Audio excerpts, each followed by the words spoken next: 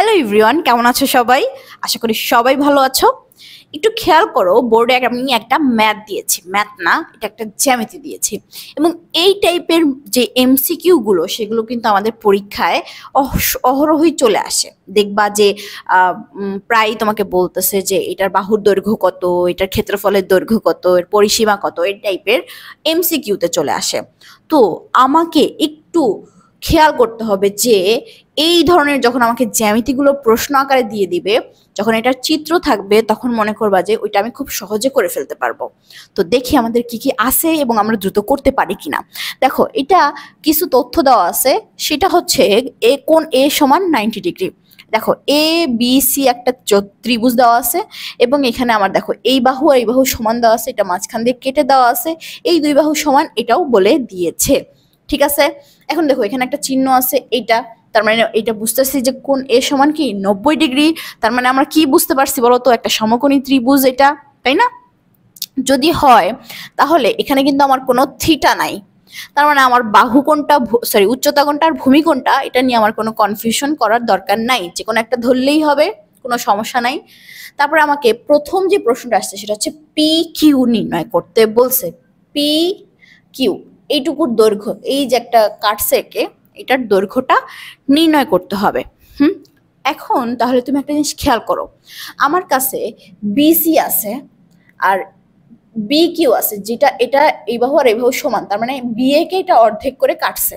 তাহলে এটা যদি 6 সেন্টিমিটার হয়, বি এ সমান কি হবে বলতো, 12 সেন্টিমিটার। এটা হচ্ছে 13 সেন্টিমিটার, তাই না? তাহলে বলো তো, এটা কি আমার একটা সমকোণী ত্রিভুজ ধরছি?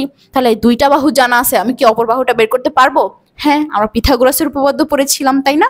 যে কি অতিভুজ স্কোয়ার সমান কি হয়, ভূমি স্কোয়ার ইন প্লাস কি দৈর্ঘ্য উচ্চতা স্কোয়ার। তাহলে এখানে আমার কি হচ্ছে, তাহলে আমি বের করতে হবে এসি, তাই না? তাহলে দেখো, তাহলে এখানে অতিভুজ কি আছে, বি সি স্কোয়ার সমান কি হবে বলতো, উচ্চতা বা ভূমি যেটাই ধরি, A B square plus AC square. এটাই তো হবে আমার পিথাগোরাসের উপপাদ্য। তাহলে এখানে আমার মান বের করতে হবে কোনটা বলতো, এসি স্কোয়ার, এইটা, তাই না? এসি, তাহলে এসি মনে করো এখানে রাখলাম। এখানে রেখে দিলে আমার কি থাকতেছে, ওই পাশে গেলে বিসি স্কোয়ার মাইনাস কি হয়ে যাবে, এ বি স্কোয়ার, তাই না? তাহলে এখানে এসি রাখলাম। এখন এটা কি স্কোয়ার, এর পাশে গেলে রুট হয়ে যাচ্ছে।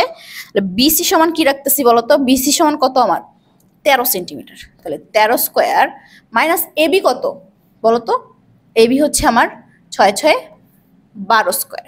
এখন এইটাকে আমি যদি বিয়োগ করি তাহলে আমার কি হবে, তাহলে আমি এটার আনসারটা পেয়ে যাব।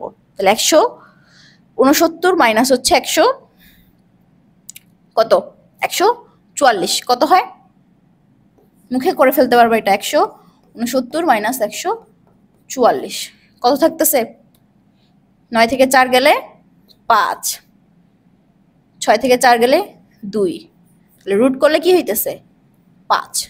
তাহলে আমার এসি সমান কত পাচ্ছি, এসি সমান পাচ্ছি হচ্ছে কত, এটা সমান পাচ্ছি হচ্ছে 5 পাইছি। এখন আমার বের করতে হবে কি বলতো, পি কিউ। আমি এটা কেন বের করলাম, কারণ এই বাহু আর এই বাহু সমান বলছে, তাই না? আমার পি কিউ কি, এই যে ছোট্ট একটা কি বলে, এটা আমার একটা ত্রিভুজ হয়েছে না, এটা কিন্তু আমার কি বলতো, এটা আর একটা সমকোণী ত্রিভুজ হয়েছে না? তাহলে আমি যদি এটার বাহুর দৈর্ঘ্য জানি, এটার বাহুর দৈর্ঘ্য জানি, তাহলে কি পি কিউ বের করতে পারবো? হ্যাঁ, তাহলে আমি আবারও সেম ভাবে এই সূত্রটা ফেলে আমি কি করতে পারবো, ওই বাহুটা বের করে ফেলতে পারবো। তাহলে দেখো তো আমার কিভাবে হচ্ছে। এখানে মনে করো যে, তাহলে আমার এখানে পি এ সমান কত, এটাও 6 সেন্টিমিটার হবে, এটা পুরোটা যদি 5 সেন্টিমিটার হয়, এটা হবে কি 2.5 সেন্টিমিটার। বের করতে হবে আমাকে এই অংশটুকু। তাহলে আমি এটা কিভাবে বের করতেছি দেখো, তাহলে পি, বুঝতে পারছি ওইটা আমার ছোট্ট একটা কি হয়েছে বলো তো, ওটা আমার ছোট্ট একটা সমকোণী ত্রিভুজ হয়েছে। তাহলে এখানে হবে আমার কি, সরাসরি যদি লিখি 6 স্কোয়ার প্লাস কি 2.5 স্কোয়ার, তাহলে আমি এখানে কত পাচ্ছি দেখো, 6 6 36 প্লাস 2.5 এর স্কোয়ার করলে হচ্ছে তোমার 6.25, যোগ করলে কত হয় যোগ করলে হচ্ছে তোমার আসে 42.25। এইটার যদি রুট করি তাহলে পি কিউ পাচ্ছি আমরা, রুট করি 42.25, তাহলে আসতেছে কত 6.5।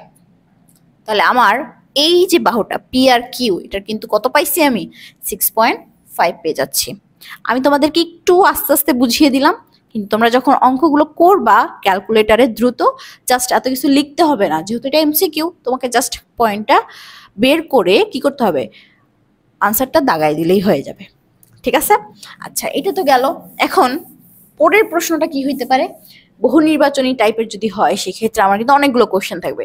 তাহলে এখানে দেখো ত্রিভুজ এ বি সি সমান কত, এটা ক্ষেত্রফল বুঝাইছে।